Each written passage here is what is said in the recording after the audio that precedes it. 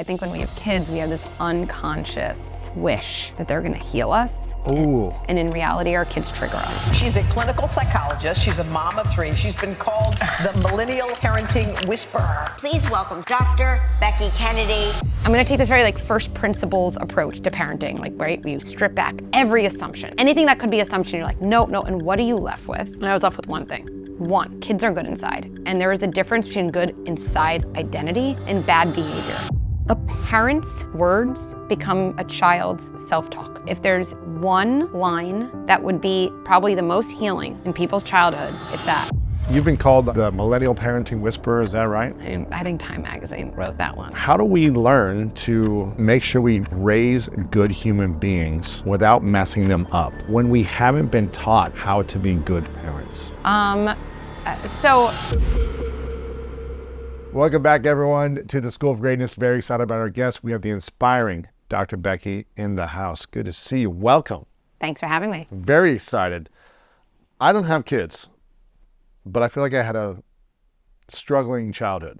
And I love my parents, but I also know that they could have done some things differently. And I think there's probably a lot of us in the world who are thinking, I love and appreciate a lot about my parents, but they might have also done some messed up things. And if we can start to do our own healing journey and start to reflect that, okay, maybe they just didn't have the tools, they didn't know any better, hopefully they had the best intentions, and we can try to have some compassion for our parents as adults, then there's some more integration and healing that I think allows us for us as we grow up, right? However, how do we learn to make sure we raise good human beings without messing them up when we haven't been taught how to be good parents? And to add to that question, is it possible to raise a child that is not traumatized in some way, no matter how good we try to raise them? I'm going to try to answer all that. You'll let me know which parts of the question I lose as we go. So what you started with just resonates with me so strongly, and I think it really is the reason I get out of bed every morning, right? Parenting is the most important job in the world, and it is the hardest job, and it's probably the job we'll have for the longest number of years, because everyone knows it's more than 18 years, right? So, and someone said to me, I'll never forget, it's the only job you care about on your deathbed. I was like, okay, that's heavy, but I think that's, I wouldn't know yet, hopefully, but I think that's true. And it's also the only job that falls under very difficult, very impactful, very ongoing, that we literally get no training for, right? And if my friend was a surgeon and called me and said, I'm not doing surgery right, and I'm messing everything up, and kind of messed up this person forever, and I'm so bad. And then I started poking around, and it turned out she never went to med school or never went to residency. I'm pretty sure I would say to her, hey, this is not that you're a bad surgeon. That's not what this is. You weren't adequately prepared, and it's probably time to invest in resources. And I just want to say too, because I think it's important that if she said, don't worry, I got all my tips on Instagram, I'd say, okay. You might want to do a little more in depth than that. I think you deserve a little better, than that. And yet this is what parents are set up for. When I've asked parents the number one reason why they don't get the support they even think they need, the number one reason I get, the number one reason I hear is I should be able to do this on my own. It's like a shame underneath. Yeah, and there's a shame, and I think there's a really strong societal message. As a woman, I can say the maternal instinct is a real thing that people think we should have, which really is a way of saying parenting has kind of traditionally been a woman's job. I think they're shifting around that. It's great. And it should just be something women have an instinct to do, which is a really great setup for any parent when they're struggling to say, I guess it's me. And I think when we're struggling with anything, we have 2 paths. And this is where I think we'll be talking about parenting, but you don't have kids. I'm sure some of your listeners don't have kids. This is in some ways about kids, in some ways 0% about kids and parenting. When we're struggling, we can either say, what is wrong with me and it's my fault? Or when we're struggling, we could say, what resources and support do I need? And they're 2 completely different paths. One is activating and has hope and has a likelihood of change, and one is actually spiraling into an abyss and a freeze state, right, of shame, which makes it impossible to change. Yeah. And I think parents have typically said to themselves, what's wrong with me? Wow. This should be easier. You kind of also see on Instagram, it looks like everyone else got their kid to smile for a holiday card, and you're like, that's not what happened to my kids, you know? And you feel like it's your fault, and then you don't talk about it, and then you fake good, and then the next person's like, well, that person seems to be having a hard time. And then honestly, we feel small. You know, we don't get those resources, we don't feel empowered, and kind of happens generation after generation until it's not supposed to be depressing. This is so hopeful. You know, what we see at Good Inside, and we hear all the time from our members, is I came here for my kid. Like, that is not why I'm here now. Like, I now ask for a raise. I now can stand up to my partner when they're mad at me. I now know that it's okay for me to go away for a weekend with my college friends, even when my partner and my kids are upset. Like, that's their feelings. Like, I can have empathy, and I can still do the things I need to do for myself. And in that way, I feel like what we're talking about is a lot of stuff you talk about is actually just, I call it sturdy leadership. And what's interesting to me is I feel like we have a lot of models for sturdy leadership in the workplace. Like, there's a lot of thoughts now, like you can't really just yell at people and expect them to get better at work. And I even think that's like been modernized on the sports field. Like, the best coaches like kind of know you got to connect before you correct. And what's kind of amazing and sad, and yet we're there, I think, hopefully now, is like parenting young kids is kind of the last place to modernize, where sturdy leadership kind of gets applied and what it really looks like and how it benefits everyone. But that's really what Good Inside is. You know, it's interesting because I don't think I've ever heard that connect before you correct. And I just had a flashback to all the coaches that used to scream at me when I would drop a football or miss a basketball shot or just mess something up, or I wasn't paying attention or whatever happened, and just screaming at me, belittling me, you know, making me feel less than in front of my peers, my teammates, and shaming me to try to get better. And I remember just feeling like resentful and angry all the time, right? And afraid. Now, I would still work hard, but I didn't come from an emotionally good place. So I didn't want that to happen again out of fear of shame, as opposed to someone actually sitting down and connecting with me, where I did have great coaches also who took the time to connect with me and ask me questions. And why are you so angry? Why are you reacting like this? What's going on? Why are you so frustrated? Why did you foul that person that way? Yes. Like, you know, what is going on? I use sports analogies all the time, and connect before you correct. There's a lot of phrases I'll take credit for. That one's not mine. I actually I don't know who said it first, but it's beautiful, and it gives you an order of operations, right? Where I think about this all the time, like my kid is hitting their brother, or my kid lied to my face about something that, you know, is important. Like, I don't know, whether they studied for a test, whatever the behavior is, right? And I find out and I see them hitting, and I just kind of send them to their room, or I like take away their iPad or something, which I always say is like the worst thing. Because when you're a parent, you realize like, now I have to deal with taking away their iPad. I don't even want to do that. I like when they have iPad time. Right. Nobody wins. Like, why did I do that? You know? But I think about a basketball coach, and I think about a kid who is missing layups all the time. And I think about watching my kid's basketball coach, if that's my kid. Yeah. And the coach is like, you go to your room and you come back here when you can make a layup. And I feel like all the parents would be like, why would that even, what's the theory of why that would be effective? Forget, like, you think my kid is now going to their room and Googling how to make a better shot? Like, yes, you might have to pull the kid out of the game, but you probably want to say, hey, like, this is not your game right now. I believe in you. And like, we're going to get in the gym tomorrow and get to the bottom of this and figure this out. And if that was my kid's coach, I just don't know if the parents would say, that coach is really condoning bad behavior. They're really encouraging. That coach is making it seem like it's okay to miss layups. Like, it doesn't make any sense, but we actually have a system of doing that to our kids over and over. And then we wonder why so many teens and adults feel so awful about themselves.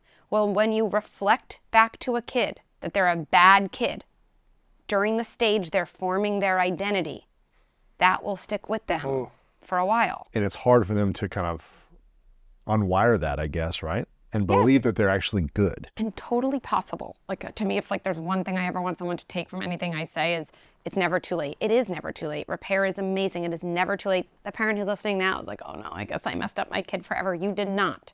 By the way, I sometimes say bad things to my kids too. We're human. But to me, it's the starting point of, right, like my kid is good inside. That's why like everything we do is called that. And to me, that idea isn't just like a phrase that sounds nice. To me, it's actually a core principle that is very different from a punishment or fear-based approach, which is if I believe my kid is good inside, and I always find visuals helpful. So I look at one hand, I'm like, this is my kid. This is who they are. That's their identity. And they are good inside. And then I look at my other hand very far away and say, like, this is their behavior. This is what they did. And I would agree with a lot of parents telling me, like, oh, they lied to your face. I would agree, like, not great behavior. They hit their sister. Definitely not great behavior. But those things are different. And it's really important with your hands to keep them separate, because you could then look at one hand and say, I have a good kid who hit their sister.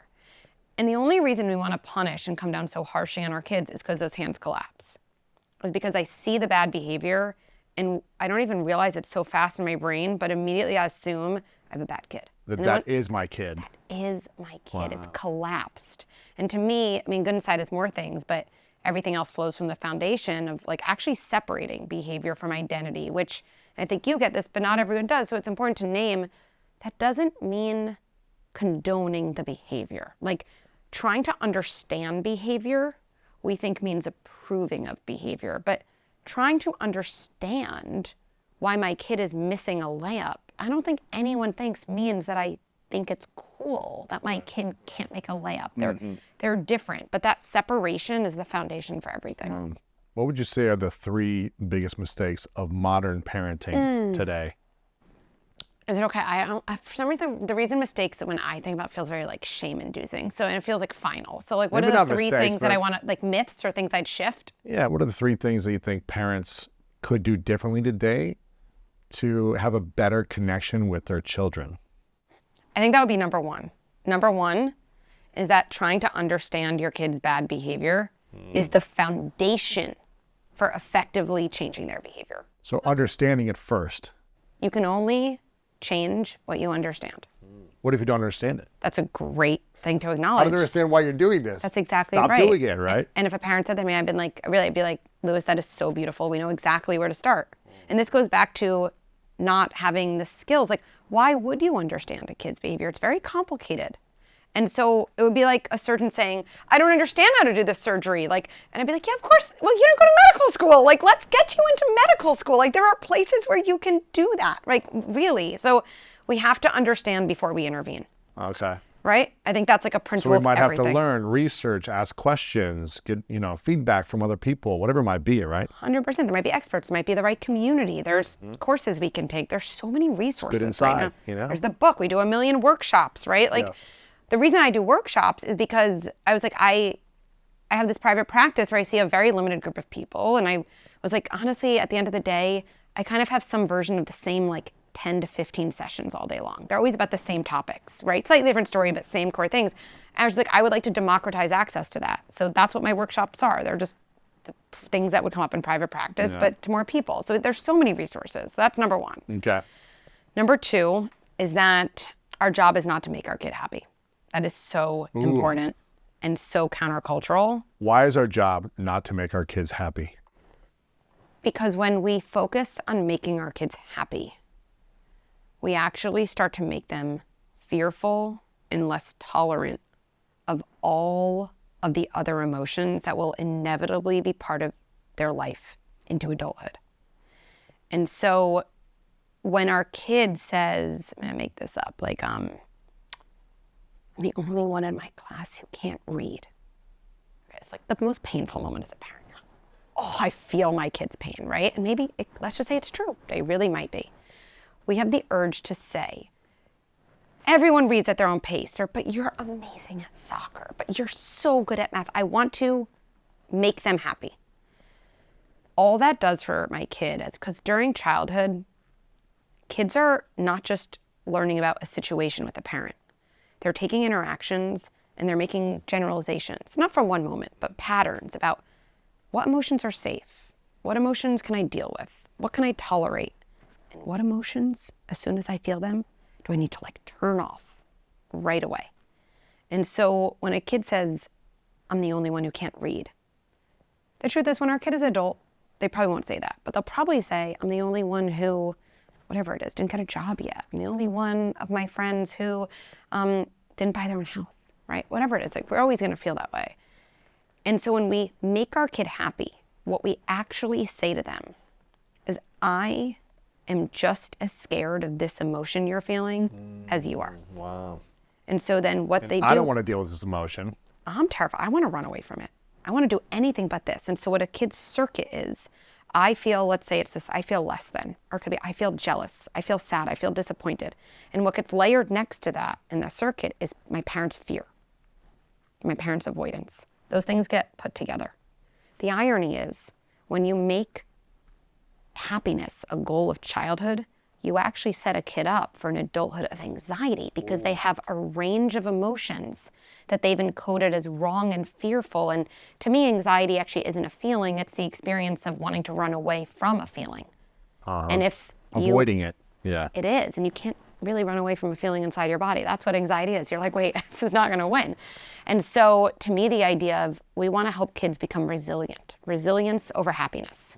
And resilience comes from being able to tolerate and sit with the widest range of emotions, not constrict ourselves.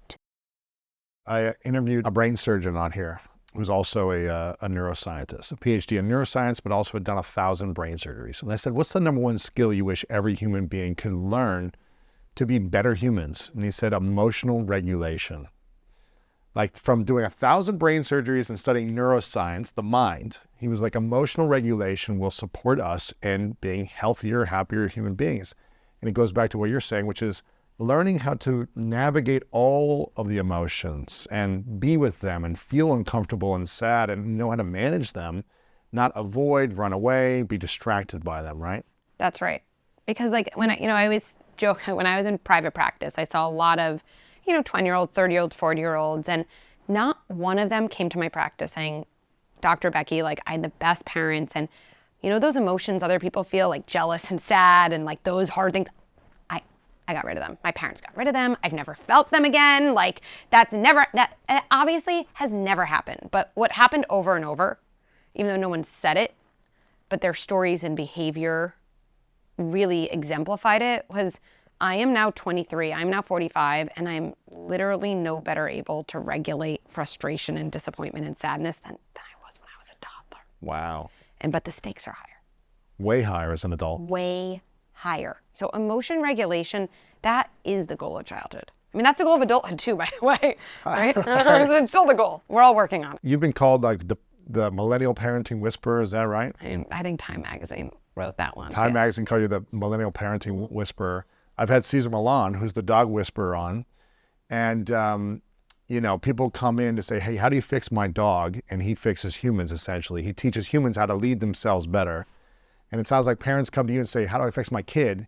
And you're coming to them and saying, well, you need to learn how to be a better leader and heal and reprogram yourself and learn how to regulate your emotions so you can manage these situations. Would that be accurate? That is completely accurate. And I think, I double down on that and say, I think when we have kids, we have this unconscious wish that they're going to heal us.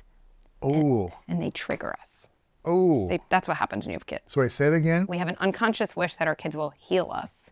And in reality, our kids trigger us. Why do we think our kids will heal us? Because I think in general, we all have the wish that something in the external world, something we can gaze out at, will finally give us the comfort and the sense of safety and security that we've always been yearning for. And part of adulthood, I think, involves learning to gaze in, not from a place of it's my fault, but from a place of actually, like, I have the power, and it's hard, but I have the power to do that myself. Wow. Oh my gosh. Okay, so. Want to get to the third thing? Yes, let's get to the third thing. The third thing I want parents to know, and like to me, this is, I should have said it's the first thing. I messed up my order. Okay, so I saved the best for last. Good. Start over. But the second thing was resilience over happiness. Yes. And I want to ask you, before you get to the third thing, how do we raise resilient children? Okay, then this is, I'm excited. I'm excited. We can put the third thing out there. We'll leave everyone with a cliffhanger. What's the third thing? If this one's important, that one's even more important. Okay, so I think first of all, again, and we have to understand before we intervene. So how do we build resilience? Well, what is resilience, right? And we have to really understand that. And I think that resilience really is our ability to tolerate hard things. And the word tolerate is important because we all think it's the ability to like get through it. The getting through happens when it happens. And the truth is the longer you can tolerate something, not something toxic, that is so not what I'm talking about, or abusive, but the longer you can tolerate something hard, the success is going to find itself and it's going to be more likely because you were able to stay in the hard place. Can you give me an example of what this would be like for a parent and a child? Sure, I can give you two situation? different examples very concretely, right? So this is something I teach to a lot of parents in one of my frustration tolerance workshop, which is relevant for school, for everything. So let's say, and I'll say a 3-year-old is doing a puzzle. Like, I can't do it, you do it for me, you do it for me. This is a good example, right? And as a parent, I get it. You got home, you're like, this is like the last thing I want to do. Tired, I want to relax. So I was gonna have a nice night with my kid. I get it. But I'm really driven by impact. And so I actually get this sick joy when my kid is on the verge of a meltdown. Really? Yes, especially when I've been working a lot. Because I'm like, if I'm gonna spend 20 minutes with my kid, I'm gonna make it count. And it's nice if I'm there for a pleasant 20 minutes, of course. But if I wanna have impact, I literally can picture my impact on him. So you're hoping when you come home that you're having a breakdown and a temper tantrum, and you're because that's when we're going to be a big breakthrough, right? But in a way, I think that's a really important reframe. It's especially if you're a parent who travels a lot or you're not around a lot, to be wait, I can have impact. It's not easy. It's certainly not convenient. That's the one word parents need to know. Fun. Having kids is not fun or convenient in most situations. It's not at all. And this is your Super Bowl right now. This is your opportunity. Wow. Because my kid and how I respond to the puzzle is not going to remember anything about the puzzle. Their body, not from that one time, but from patterns. Their nervous system is going to be developing expectations around what can I do when things get hard? What can I get away with, right? And what should I expect? What is my self-talk? A parent's words become a child's self-talk. A parent's words become a child's self-talk. Wow. Yes. So what your parents say to you over and over again is what you say to yourself. Especially when paired with an emotional situation. So when I'm frustrated, did I have someone come? And I always say frustration is now super bright. Do I expect someone to come and turn off the light? No frustration. Or do I expect someone to come and by the way they're present with me, they dim the light. So it's just not so blinding. Not so intense. Emotion regulation. Interesting. That's the best it gets. There are drugs that will do that better for you, but they have, that's not what we recommend for people long term. When we're talking about true emotion regulation, we're talking about a dimmer. Because it's impossible to deal with something when it's a 10 out of 10. Even 9 out of 10 is really hard. Once you get to an 8 or a 7, it's not pleasant, it's not convenient, but you start to be able to tolerate it. And from there you can, get maybe to a 6 or a 5. That's the goal for our kids. So I'll model this. My kid is freaking out about the puzzle. Now, to be clear, are there some times that I'd be I'm giving myself permission to do the puzzle because I can't deal with this? Of course, I'm a normal human. Sure. Everybody has to give that permission to themselves. And Wait, so Dr. Becky, you're not a perfect parent? 0. No. Everyone listening to what I'm saying, don't think I actually do this all the time. You're not. Every day you come home and not after a long day, you're just okay, what do you need right now? And you're stressed out. Okay, I'm going to do this puzzle with you. And And that will eventually get to point 3. And I wouldn't wish Dr. Becky as the real parent on any kid. It's just you learn the most, I'm sure you too in life, you learn the most from people who struggle and repair. And, of course. Right? So, but here's this moment, and I can go through an older kid example too, because it's not as obvious, but my kid is frustrated. My kid's going to be frustrated for the rest of their life in higher stakes situations. Right. They're going to be given something from a boss, be I don't know how to do this. Right. And I actually don't, first of all, I definitely don't want my kid when they're 25 to call me and be can you do my project for me? And definitely don't want that. I don't want them to be indignant. How could this person have, I want them to have some type of weight. I don't know what I'm going to do, but I have a feeling I can just think this through or get a little further. So if that's what I want there, that is not unrelated to the pattern of how I interact now. Wow. So I could say, here's the piece. Once in a while I do that. Not great for long-term resilience. So here's what I might do, okay? And my kid is starting to have a tantrum. And even he's saying, do the piece, I can't do it. I'm gonna say, sweetie, oh, this is so hard. This is so hard. And I know, I have real kids. It's not like they are gonna say to me, oh, that's so helpful to hear. No, it's not gonna happen. They're gonna still freaking out. But their reaction is different than the power of my intervention. Also 2 separate things. I might say this. I might say, oh, so many pieces. I don't know where it goes. Does it go here? Does it go here? Does it go here? And if my kid is like, do it for me. And I've said this to my kid. I said, listen, sweetie, I'm not going to do it for you. Here's why. I know you're capable of figuring this out. And the best feeling in the world is the feeling you get when you think you can't do something. And then you wait a little bit and you see that you can do a little bit more, and I'm not going to take that feeling away from you. And so I'll take a deep breath with you. We can take a break, but like, I know you can do this. Okay. And when I hear people be like, does that work? Yes. I mean, doesn't that work for adults? Imagine you having a hard time at your job and you saying to your manager, like, you do this one. If they're like, listen, I'm not, because I know you're capable. And like, it's okay if it takes some time. It's okay if you take a break. I can be here to like kind of think about where could that piece go? Ooh, is that an edge? Ooh, edge is in the middle. Probably not in the puzzle. Oh, you're right. Edges go on the outside. Look at you. My kid experiences the win. And what their body learns is when I get frustrated, I don't look for the answer for someone to take that away from me and give me immediate success. By the way, if we really want to get into it, if we want to know what entitlement is the accumulated experience of feeling frustrated and then having someone else give you immediate success. Wow. That's what it is. Without you having to do it. And I'll never forget seeing this family of 16-year-olds who was like horrified. Their kid had a full-on tantrum at 16 because they weren't flying first class. And they were like, gosh. Every parent's nightmare. And they're like, how do we get an entitled kid? The most well-meaning parents. But this was a kid, every time something didn't go his way. And I think money makes this more complicated because you can buy kind of your way out of kids' frustration. You can. So it's almost hard to resist that if that's an option. But every time it was like frustration, success, frustration, a new option, frustration, I figured it out because someone else did something for me. Well, when you finally get to the point at 16, if that's your circuit, and then you're frustrated because something's surprising, it's not really about first class. Your body actually is like, WTF. Like, wow. I literally was not built to tolerate this. Right. And then it ends up looking awful, but really, it's really vulnerable.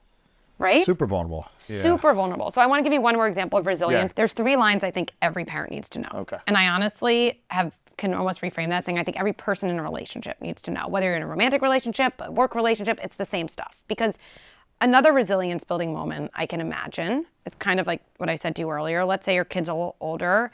I'm the only kid who doesn't know how to read chapter books, or I'm the only one of my friends who didn't get into honors math. Mm-hmm. So right? Teenagers. Yeah, let's say that. I'm the only kid who didn't get into honors math. Or I tried out for the lacrosse team. All my friends made it. And I didn't make it, yeah. Right. Everyone, me included, okay, my first instinct is to, quote, make my kid feel better.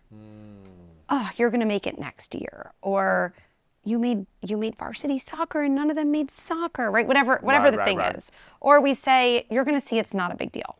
Okay, so here's the image. I'm big on images. None of this is going to matter in 20 years or whatever we say, right? The truth is we kind of say it because we're uncomfortable and we're just kind of making a kid a pawn in our game. Sure. But like if you picture your kid on a bench, and if you picture like them kind of in a garden, that's what I like to say. That's like the parable for life, the garden. And there's a bench. And essentially when your kid says, I'm the only one who didn't make the lacrosse team, let's say they're sitting on the bench of, what is it? Disappointment, or maybe it's embarrassment, or both, or feeling surprised and let down. I don't know, it's something like that. That's the bench. And as parents, we tend to have 2 instincts when our kid is on the bench, kind of some type of distress. We either want to tell them that their bench isn't their bench. Like, that's not a big deal. Even though they're like, but that's how I feel. But I'm on it. Yeah. Like I'm right.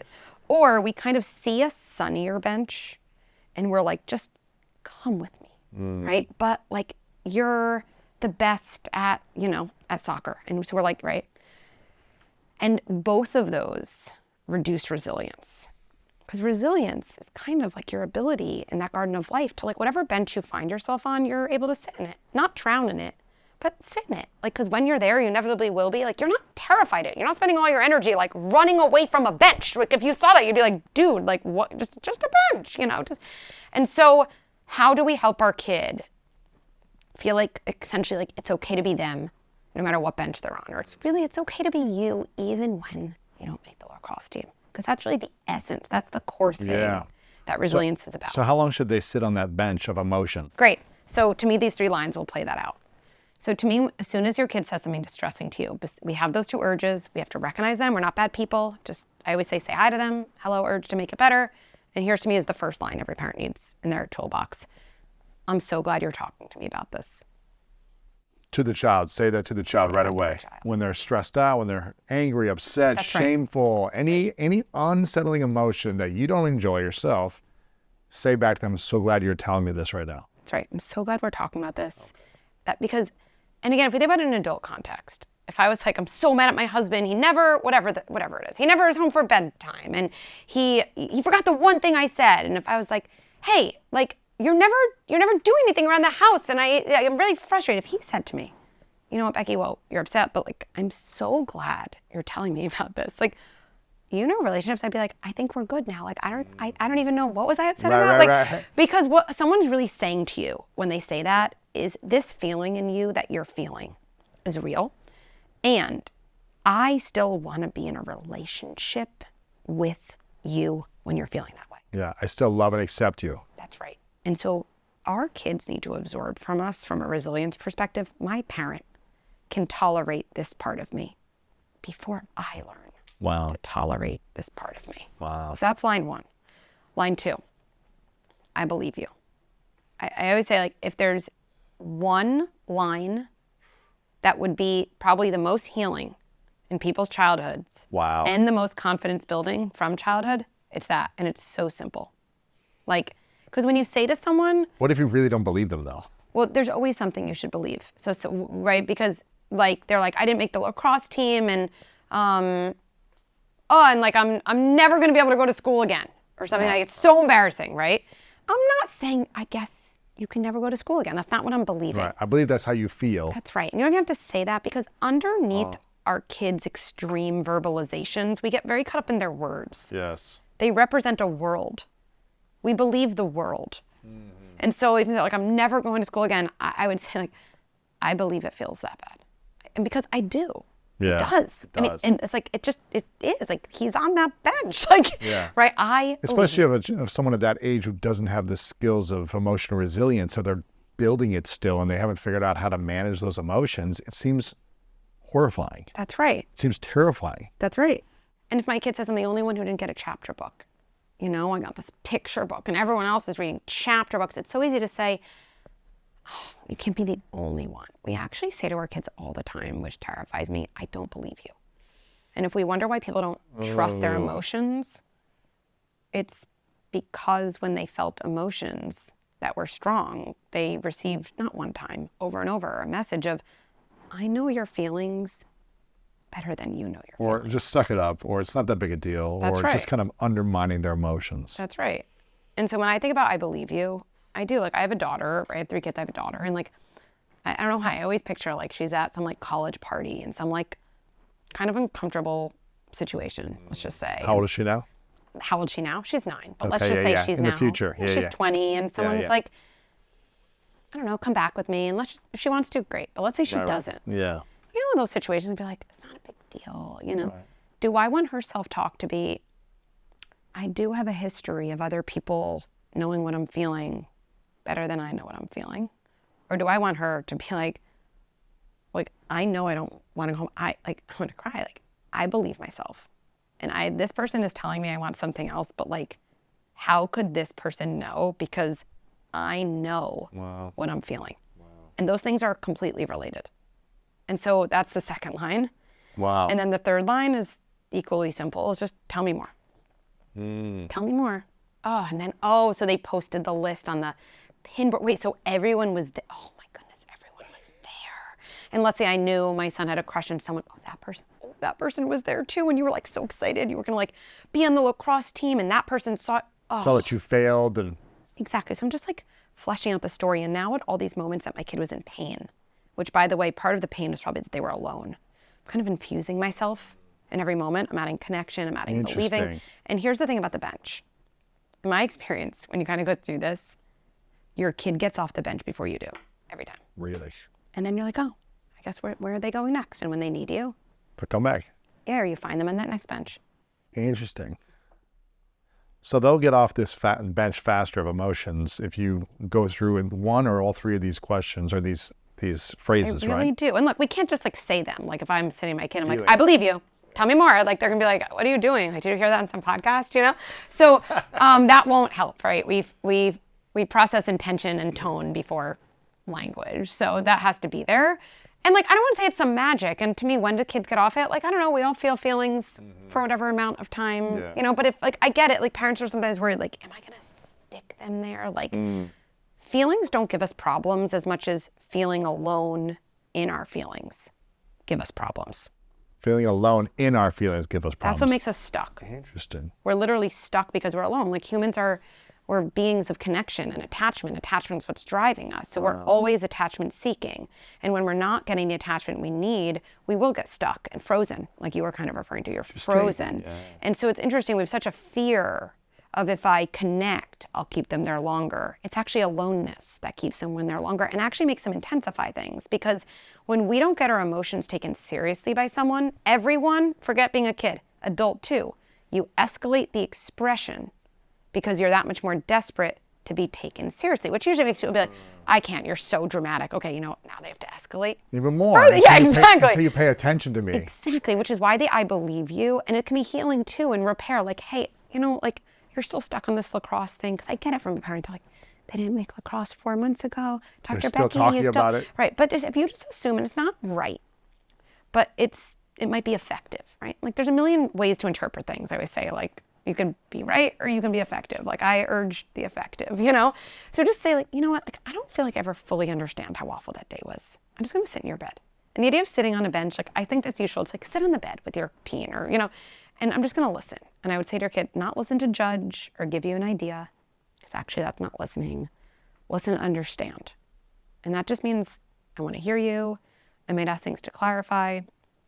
But what I've never said to you, and I should have said, is, I believe you that day felt as bad as you said it did. And like, not like normal bad, not like I went to my favorite ice cream store and got an ice cream and it dropped off my cone, not like a billion times worse than that.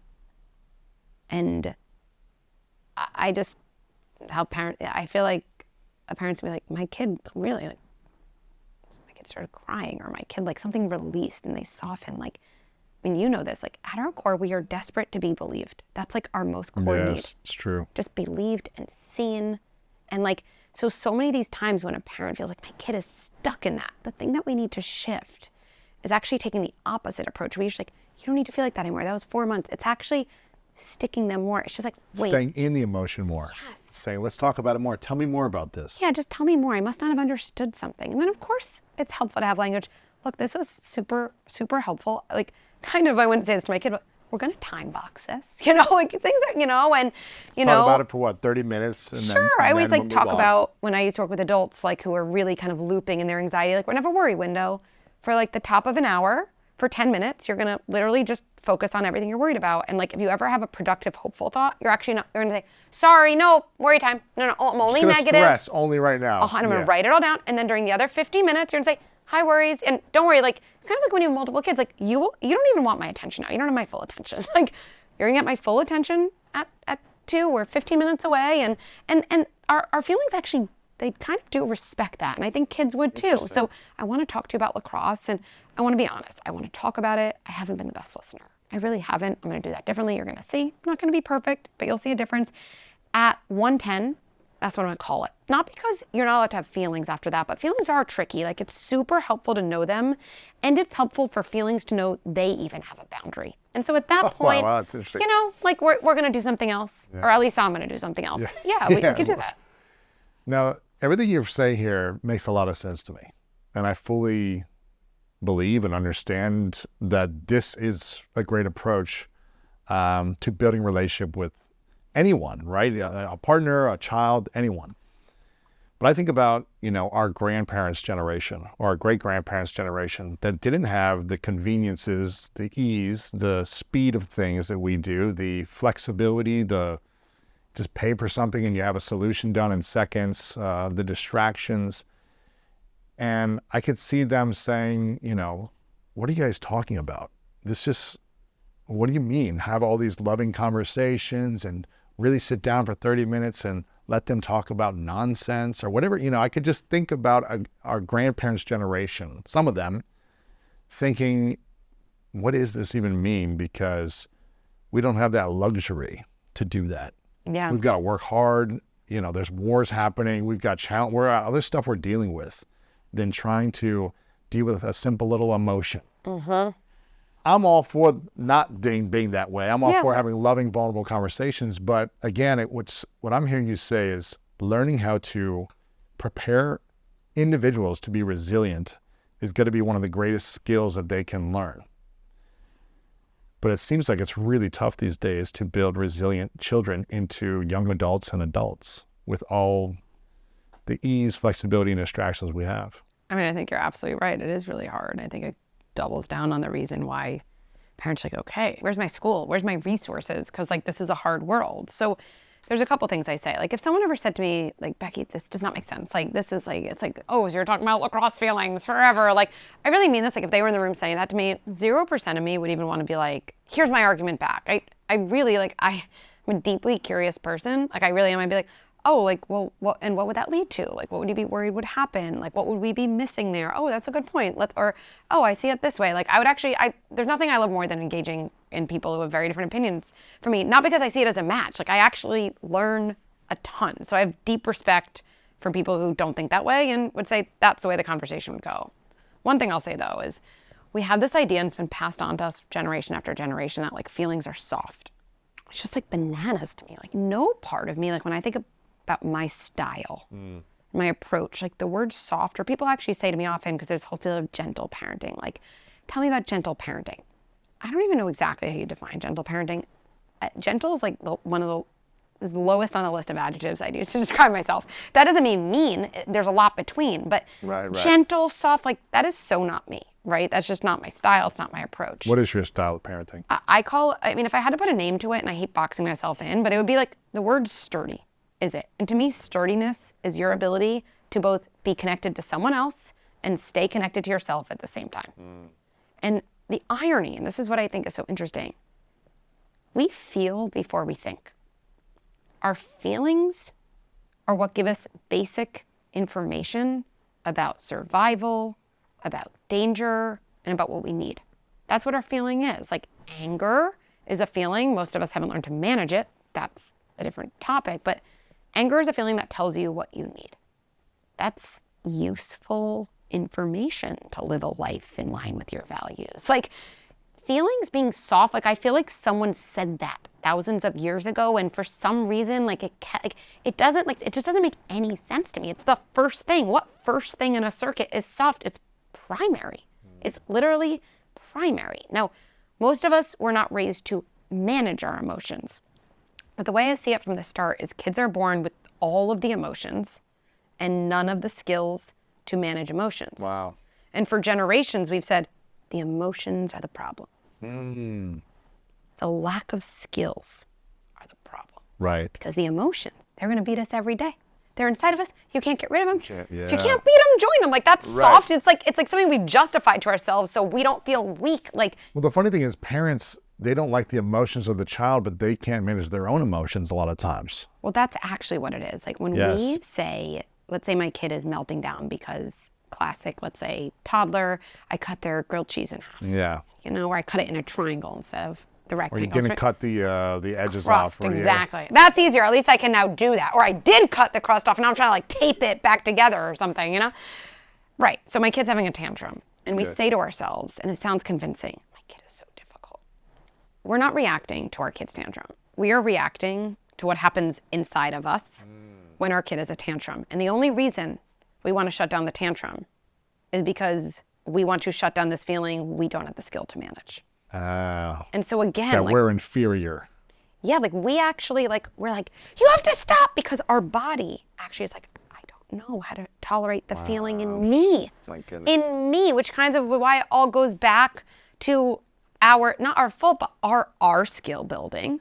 And our ability to heal. Our ability to heal, and kind of this reframing, like I would love someone to come out and someone like more, stereotypically masculine to be like, maybe emotions aren't soft. Maybe they're pretty tough, those things, Right. Maybe that's like our core. It is our core, and the other thing about being soft, and I always have to say this, like, I think about the situation where we like dole out random punishments to our kids.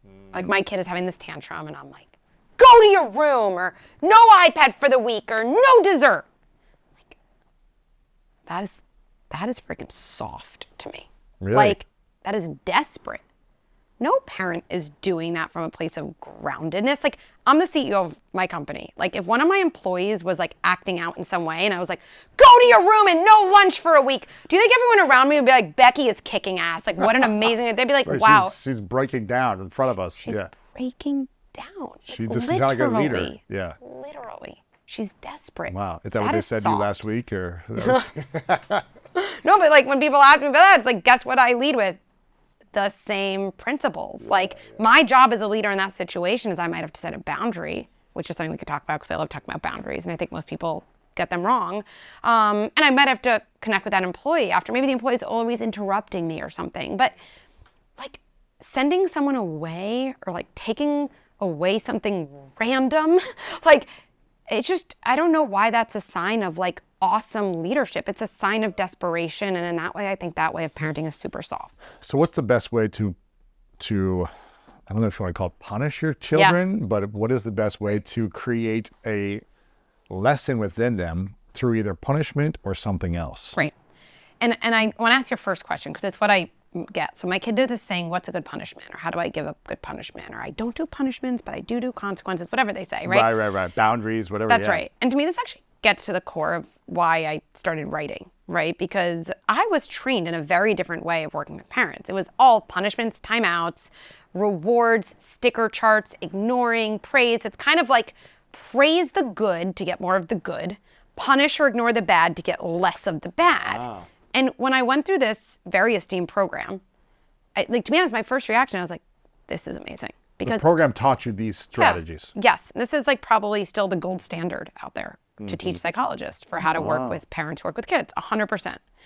And what happens if is it lights up the left part of your brain because it's so linear and it's so seemingly logical. I don't think it's logical when you break it down, but you're like, that's right. Like I'm going to get more of the good behavior. I'm going to get less of the bad behavior. And so it all kind of like made sense at the time. But then I think what happened in my private practice is like I was like teaching parents these ways, they'd come to me and my kid is, doing something that would deserve a punishment. I say, okay, I'm going to teach you how to give a timeout. Here's exactly what you do. And there's a protocol and here's the sticker chart program you're going to put them on. Wow. And when they do this, I want you to give them praise in this way. And when they do this, I just want you to kind of ignore them. Like they're not there. Like it's this whole like it's like raising kids through behavioral control. Like people don't say that, but it's kind of what it is. But I taught this. And while I was teaching it, I started having my own kids. It sounds like it's kind of like training animals. Except what's really interesting is I said that a couple times, and actually some of the more modern people who do animal training are like, please don't say that. We actually don't, we don't train dogs that way anymore. And I was like, wow, we've elevated dogs. Dogs are beyond that now. Yes. Isn't that crazy? I mean, like that's beneath our dogs. Yeah, because our kids are our most like least respected citizens, right? We don't realize that they actually have the same needs as us. I guess dogs do too. But so I was in session one day, and honestly, for probably the last 6 months, like the way I would say is like I was saying this, and my brain was like, yes, timeouts, yes, makes so much sense. I'm helping these people, and it's so clear. It's just so clear. And when kids do something bad, I'm just gonna say it. It does feel good to give a punishment or a timeout because you're like, I just did something, and you kind of get to like vomit your frustration onto them. Like that's all it really is. You're like, now I don't have to feel bad. I'm just gonna put it on you. So I get it, and I was teaching it, and this feeling I just can describe it as like my body was just like rising. Like it was first like, I don't know about this, and I was like, okay, and like Becky, I really don't know about this, but I was like, well, what else is there? And I remember I was like, I don't know what else is there. So I kept having these sessions, and then one day these parents came and I was teaching them how to give a timeout, and like it truly was one of those, I would say out of body, but it was a massively in body experience that like that feeling got so loud in me. That's the only way I can describe what actually happened, that I couldn't finish the teaching. And I just said to them, this is going to sound really weird, but I don't believe what I'm telling you. Literally. And I'll never forget their look. And they were just like seriously, like, you came very highly recommended. Yeah, we paid you a lot of money for Paid you this a session. lot of money. And I was like, I will give you back your money. And they're like, yes, you will. And I was like, of course. And I was like, and come back in like a couple weeks. I just have to figure something out. And they were like, we will not be coming back. I was like, and I do not blame you. Like, this was a very weird experience. I'm sorry. It's actually funny. Like, with everything I've done now, I keep being like, I think they're going to reach out to me one day. They never have. Not yet. I don't know. Like, you know. But it just was like, I didn't feel right. And there's all of this evidence for it. I'm a believer in evidence and I love science, but Yes. it's always interesting, like, it works. Like, what does work mean? And I think this gets to the core of your question. Like, does work mean my kid has an intense reaction? Does work mean that if I happen to have a people-pleasing kid who's very attentive to my gaze and hates to disappoint me, that they'll change their behavior for that reason? By the way, they will have a whole host of other problems by the time they're adults. Really? I mean, What would those problems be for kids like that who just want to please their parents constantly? that's the form of an attachment they formed. And so they end up going to adulthood, not only being with, but actually seeking out and being attracted to people who are like, tell me I'm good. Tell me I'm good for you. Ooh. And what I want, what's going on for me, doesn't matter. My safety comes from making sure you are pleased with me. Wow. I don't have to tell you the type of relationships, and right, but that, and it's not so like, and that's what's gonna happen. Never too late, but like that's not something. I think I'm gonna say, especially like mom I know and woman I know, is trying to like undo a lot of that. So, you know, and I'll never forget a clinical supervisor saying like, you know what else would work for kids? Because I remember he earlier than me was skeptical about all these like timeouts. He's like, every time my kid did something bad, I made them sleep on the New York City street. Like, but I don't know if I had evidence to show that that worked, if that's evidence to brag about. I'll never forget. I'm like, that's a good point. Like, what do we mean? When do we have to like be a little more critical, right? And I just remember in this session being like, I know there's evidence and I don't discount all of it. And it's not like all so bad. I'm not a rigid thinker, but this sounds so cheesy, but like, what about the evidence in my body that this is wrong? I don't know. I'm not saying it's superior evidence.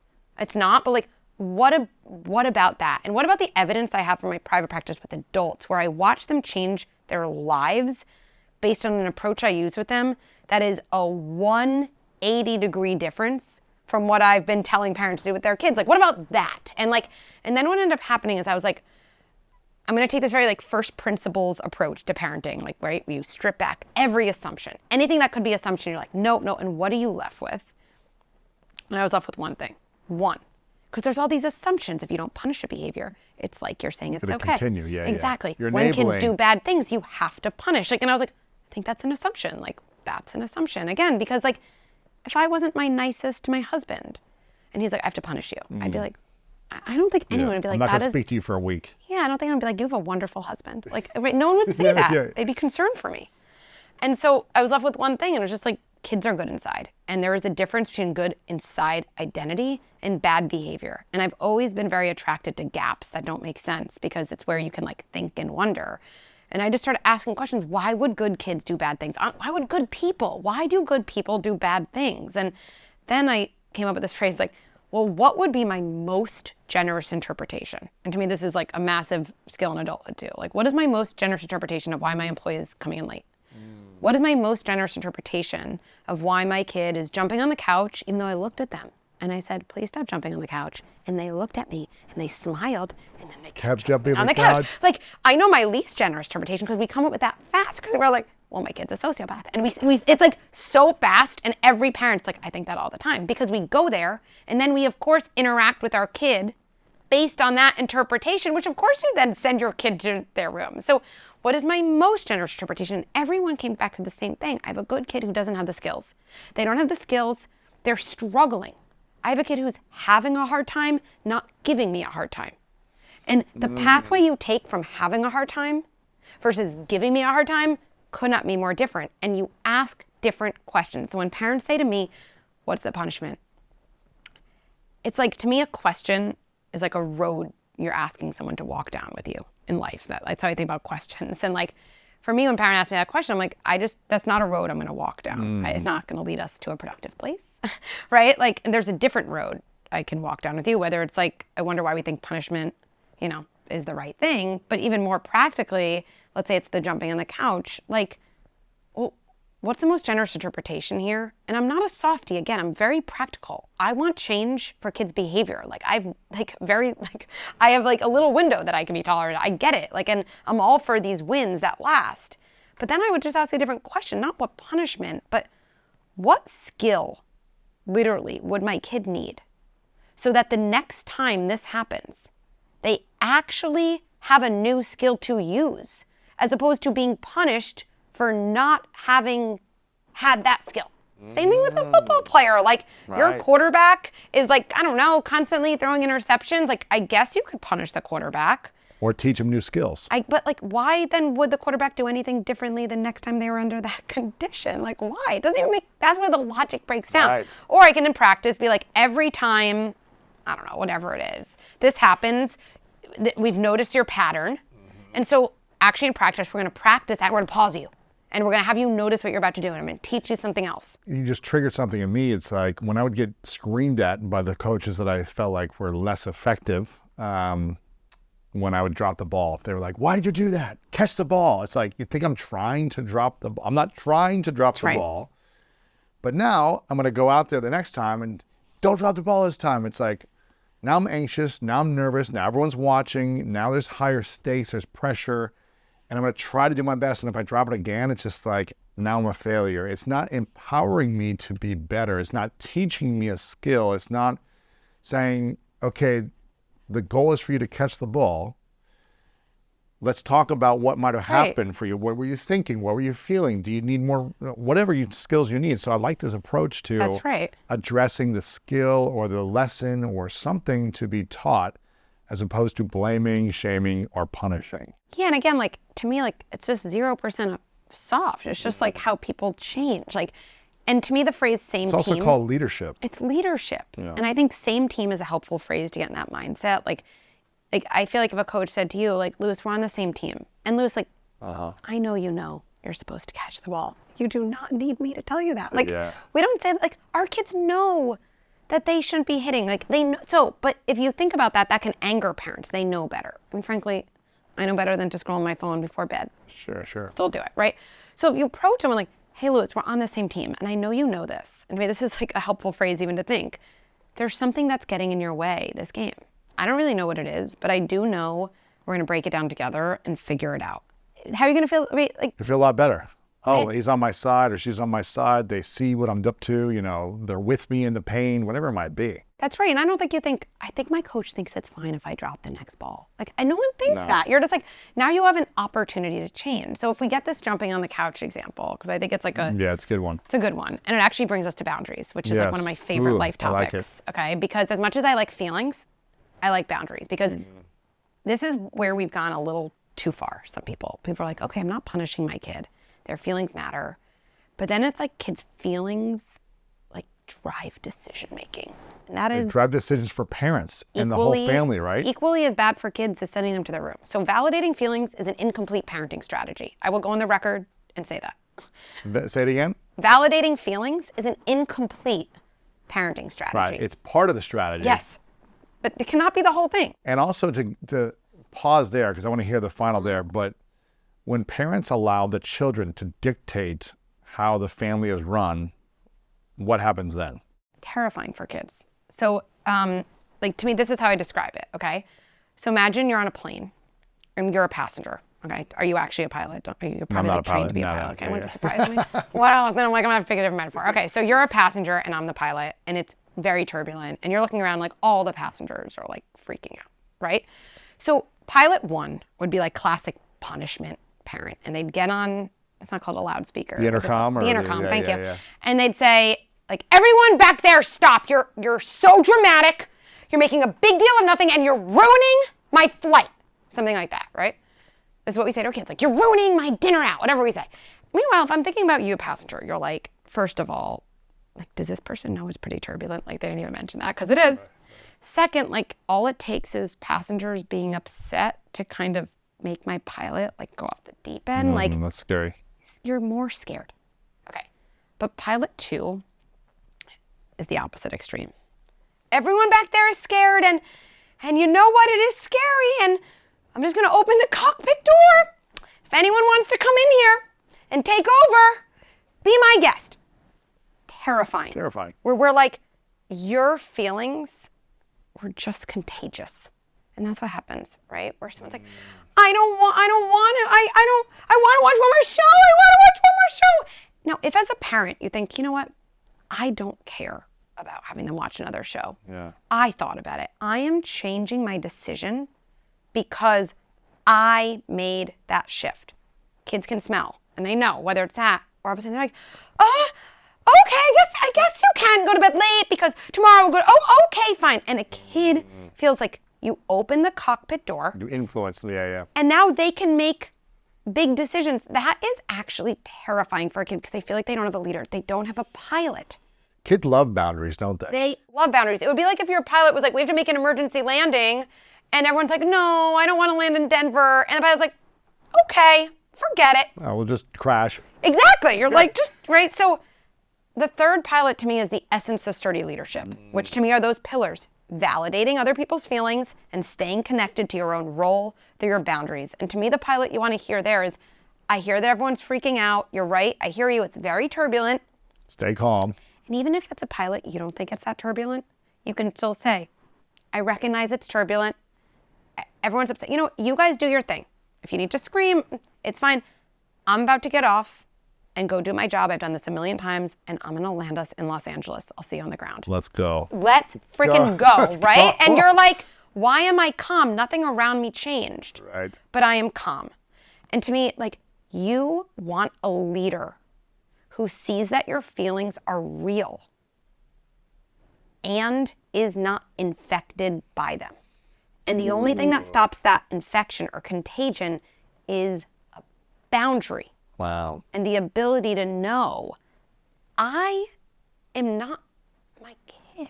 Those are their feelings. And empathy for feelings requires boundaries.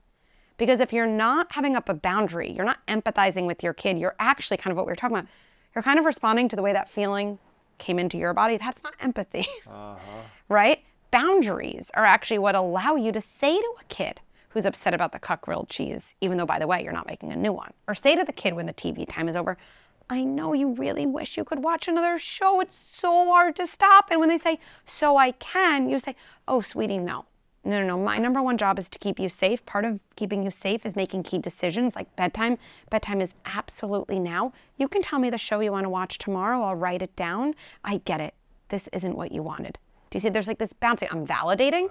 But like, I would say, my kids' feelings don't dictate my boundaries, and my boundaries don't dictate my kids' feelings. They just they coexist. Wow. Why is it so hard for parents to create boundaries with their kids? So first of all, we don't define what boundaries are, and we get it wrong. So boundaries are what we tell someone we will do, and they require the other person to do nothing. This is true in adulthood too, all the time. So like with my kid in the couch, this is a good example. And I have a kid like this because my three kids are totally different. And one of them is 0% people pleasing. And he's just like, I delight in him because he's my third. He's like, he likes to test things out. He's going to be a leader one day. I get it, you know? But I would look at him and I'd be like, hey, stop jumping. Let's say it is stopped. In my house, people jump on the couch. I don't really care. But let's say it was that. Or it was dangerous. There was a glass table. Sweetie, I need you to stop jumping on the couch. You can jump on the floor. And then he looks at me and he starts jumping. And I say, you violated my boundaries. He doesn't respect my boundaries. He doesn't respect me. We always like center ourselves, right? Now, if I have a kid who I know is kind of like a pushing the limit kid, not because they're bad, because that's how they're learning about their world, their temperament, their personality. This is not a boundary. It's not a boundary. That's a request. Because the success of what I said is dependent on someone else. When we make a request of someone, which we have to do, we can't always set a boundary, right? We have to be in a relationship with them. We have to understand they have the right coping abilities. We have to know that they might meet my request. They might decline. And they might decline. Probably not because they don't respect me, it's just for other reasons. This is a boundary. And again, this is where good inside is anything but soft. After he doesn't listen, hey, sweetie, it looks like you're having a hard time getting down off the couch. I'm going to walk over to you. And if by the time I get there, you're not off, I'm going to put my hands around you. I'm going to pick you up and I'm going to put you on the floor and you can jump over there. That is a boundary and I can even test it. Did I tell my kid what I will do? I did. Does it require my kid to do nothing? It does. And just to get real, like when I do that with my son, he does not say to me, like, thank you for your sturdy leadership. Like, he does not. You get no praise, no zero. I get a gratitude. tantrum. Yeah. And on some level, I think, again, we wish as parents that when we like have these amazing interventions, our kids are going to like clap it up I love for you, us. Mommy. Thank you You're the so best. much. Right. They're not. We have to validate ourselves. Hard for people. my gosh. Definitely hard for women. I know I'm doing my role. Why is it hard for women to validate themselves Because and we've not been- want validation from their children? Well, we do want validation. Why is it hard? Why is it hard for them to validate themselves when they don't ever get validation from their kids? That's right. So I think women and many people, so it's not just women, but let's just say especially little girls, we are taught in families, we are taught by society to gaze out before we gaze in. To me, the essence of confidence is like your ability to gaze in before you gaze out. Like, what is going on for me? At least what do I need? Right? But we are taught to gaze out, and we are Seek taught validation from the to outside. say, like, I can fill myself up outside in who am I? How do you look at me? Are you happy with me? Are you telling me I'm doing a good job? Am I making you happy? Even just like classic and like I always think about people I used to see teens in my practice. And be like, does he like me? I want him to like me. I hope he likes me. And I was like, what do you like about this dude? Like, by the way, he sounds like a douchebag. Like, what? And they were like, what? And literally, I remember one being like, what do I like? It was They didn't know. a foreign question. Wow. Especially now, I'm brought up like, what do I like? I mean, I guess I like the things on Instagram that got the most likes because they told me those were that's not what you like. That's not what you liked about the picture. The gazing out culture is just massive now, but especially women, and we don't realize that by the time we become parents. No one says, I need my kids' approval. Everyone's like, of course I don't. But we get sucked back into the same circuits. So when we set a boundary and our kid protests, unconsciously what happens in our body is, see, I've done it wrong. And then we Because I didn't get the result. We look for our kids' approval. We look for our, right? And we say things like this. Don't you think it's time to go to bed? Come on, you've been up so late. It's like asking for, permission or approval It's from like the pilot them. saying, like, don't you think we should make an emergency landing? Like, right? And you're like, oh my God, right? And then of course, that actually leads to kind of, quote, worse behavior in kids, not because kids are trying to manipulate us at all. Imagine being on the plane and hearing that from your pilot. There'd be worse behavior from passengers because they feel so much more unsafe. They feel out of control. They want to try to control some situation. Yes. Wow. I'm like, I have so many extra questions I want to ask you, but I'm We didn't curious. even get to number 3. Okay, let's get to 3. Let's get to 3 because We don't have to ever get there. so we That's okay. shouldn't punish. So yes, to me, And is there ever a time to punish?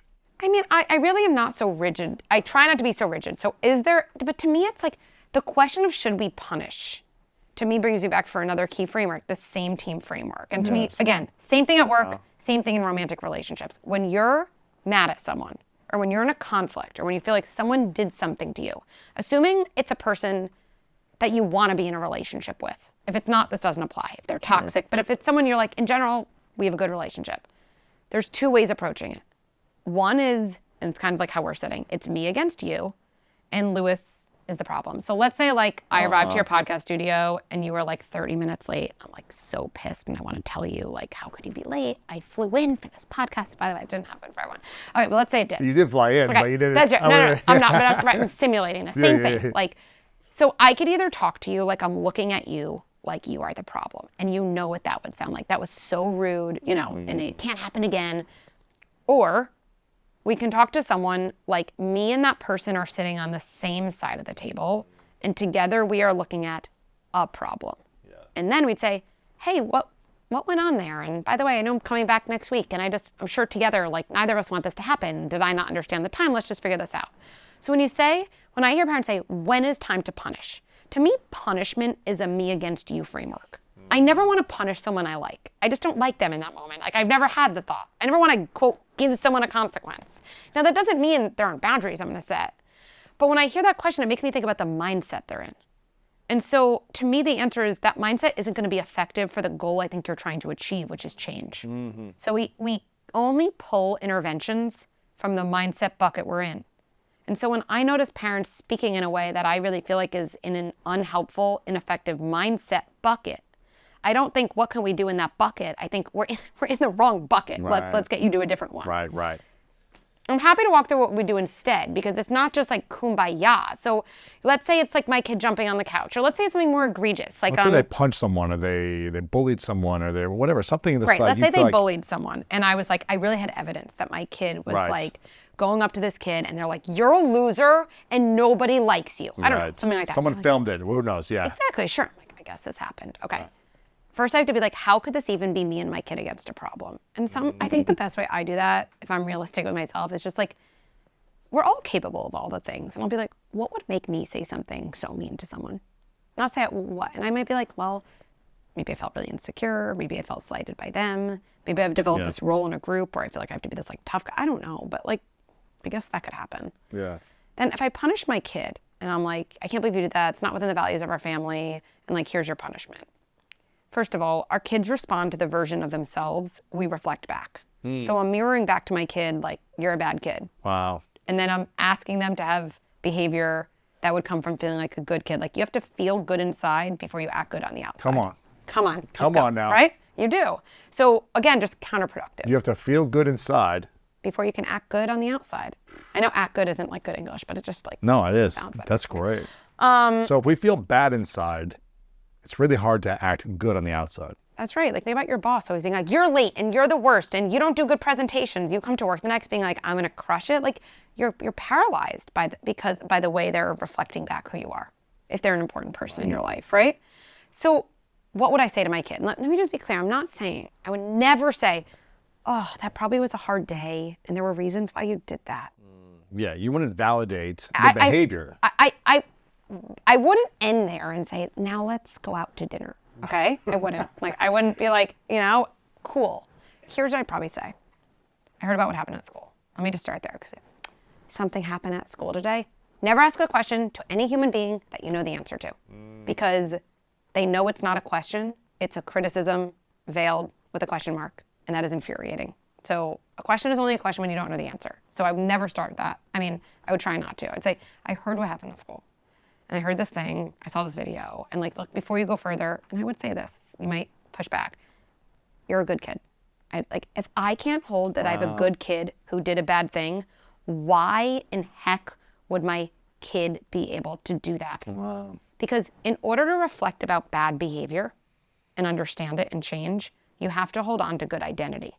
If those two things are collapsed, there's no good centered self to do the reflecting about the behavior. The bad behavior became I'm a bad person. You literally can't learn. If someone doesn't believe they're a good person, how do you build a good identity? But I think you have to start by noticing all the ways you use your behavior to define who you are. It's what you did. And it's very important data to be like, what's going on for me? What am I seeking? What am I missing? But if you can't separate good identity, which does not justify bad behavior, it just creates a framework to understand and change bad behavior, you can't change. So I know you're a good kid. And I know, that's not, at least in theory, the way you would want to talk to other kids. I know that, which lets me know also, there's a whole situation going on. I don't know if it's something about that kid. I don't know if you've had a bad week. I don't know if, I'm just making this up. I don't know if you've noticed, I've been saying some nasty words to your dads in our arguments, and you've maybe, been kind of stressed about that and picked up on that, right? Let's be honest, they pick up on everything. Or, I don't know, but I know there's a reason. And let me be clear, that doesn't mean it's okay. And I don't even think I have to say to you because I know you know it's not okay. But we're going to work together to actually figure this out because I know you're capable of being in a tricky situation with a kid and acting in a way you're proud of. Wow. Yeah, that's what I would say. And then I would actually do it. And then what we miss out is I would simulate it. Why would a kid say that? Maybe this kid is a new kid. And let's say my son was always best kid in basketball and kind of head of the group. And all of a sudden this kid came in. And he's a star. There are reasons why we do the things we do. It doesn't make them okay, but there are reasons. So I might say, look, we're going to do something. And then I would get a little not harsh, but firm. And if my son's like, I don't know, can I just play Fortnite? I don't want to do this. I'd be like, I'm just going to say this one time. You literally have to go through this with me before you play Fortnite. That's not a threat. My most important job is helping you in life. and I know this is going to help. And so even if you roll your eyes, we will do this. That's your decision. It's firm, but it's not mean. It's from a place of help. Right. And then I'd say, we're going to do something. This is going to sound really weird, sweetie. We're going to go to the basketball court, and I'm going to heckle you. I'm going to say some mean. Wow. Put them through the experience. Sure. Isn't that what we do? Yeah, you need to. Sports? You Like, need right, to. right. And so I'm You going need to to go. prepare for these challenges. That's right. And what I'd say to Practice him them. is, I don't expect you in that situation to go like this. We get these most unrealistic coping skills. I'm happy. Yeah, exactly. Like, and I want you to say to this kid, no. But I would prompt him. And what I want you to do, and I would get up, is instead of moving toward me, when I say that, you're going to turn your body and you're going to walk away. Mm-hmm. Because if you teach kids when they're mad to give space, they're going to literally have more time to make better decisions. Yes. Okay? They're not going to react as That's quickly. right. And then if we want to get to the heart of why kids say mean things to bullies or something, they're having a hard time regulating something in themselves. So I might give my kid a mantra too when they're walking away. Maybe. Yeah. And I always give mantras that get to Stay the core. calm, or honestly, I got this, or whatever. Maybe even like write that, or I'm valuable even when I'm not the best basketball player. Wow, yeah. Just like That's good. get to the core. Yeah. And we're going to practice that and make him practice it with me. I'm so glad you're saying this, Dr. Becky, because I truly believe life is beautiful and wonderful, and there's so much magic and awe and so much to be grateful for. There's so much beauty in the world, and I think life is an incredible gift. But I also know life is so tough, and there's a lot of tough moments, tough situations, tough seasons that we all go through, from childhood, adolescence to adulthood, and it can feel daunting. It can feel so heavy, so much pressure, so much confusion at times, that I truly believe what you just said is the key to living a beautiful life, is putting ourselves in the most uncomfortable, challenging scenarios and situations and preparing for tough moments so that when tough moments come, they're not so tough. I truly believe that. And I think a lot of people, if parents heard what you just said right now and actually did that, they would raise incredible human beings who are prepared for the sadness and the suffering that happens in the world frequently, so that they could see things as a gift and beautiful and not suffer in the sadness. And I think sports gave me that opportunity, that gift. You know, you hear about Navy SEALs, like they have a game plan, but they prepare for all the worst scenarios. They don't just say, we're going to prepare for the best, that the best outcome is going to happen. This is exactly what we're going to plan for, and it's going to happen. They got to plan for, what if I lose my weapon? What if I'm trapped? What if this? What if I'm upside down hanging and I'm unconscious? How do I get out of a situation calmly? Yeah. Or with enough where I cannot freak out, but I can make a decision and act. And I think we've lost the ability, most people have lost the ability on how to handle challenging situations and play more of a victim, unfortunately, than a victor in their own life. And what you just said right there, I hope parents listen to that and try it with their kid. It's probably the worst thing to hear, like, I'm going to take you to the basketball court and heckle you. But coaches would create scenarios where they would put loudspeakers on the fields and be like, we're going to go into a tough road game. And these fans are not going to be cheering you on. Right. They're going to be screaming at you, booing at you, throwing stuff on the field, calling you names, trying to get under your skin. They're going to punch you in bad places. They're going to do bad things to you. And you can play victim and say, ref and all these people, why are they doing this to me? Or you can rise above it and be prepared for it. And it's doing it in a loving context, I think, is what we need to do. Not like just putting them down and diminishing kids, but like saying, this is what we're going to create. I love you, but I want to create this scenario for you. Yeah, and I wouldn't, like, to me, the heckling, like, it's going to be humorous because my son's going to be like, my mom's like saying random stuff. She doesn't even know how to, but, someone said this to me, it's not, and I think it's so powerful. And I talk about a lot of pilot metaphors, and you were talking about the Navy SEALs, that in moments of challenge, we don't rise to the occasion, we fall to the level of our training. Yes. And this goes back to parents needing resources so that in those moments of challenge, their level of training has, risen. Mm-hmm. Man, I'm so excited about this. One of the reasons why I wanted to have you on is because I want to be a parent one day, right? I want to have kids. I want to be a parent. I actually feel like I'm at a season of life where I feel like I've done enough healing work for myself where I don't think I will repeat certain patterns that my parents unconsciously did, right? And my parents did a lot of good, but there's also things that I'm like, I don't know if that was the right way to build identity in myself and my siblings, right? They built great identity in other ways, but in other ways, maybe it was more challenging. And I had to learn how to unwind some of those things, integrate and heal maybe that inner child that was still sad, suffering, or insecure.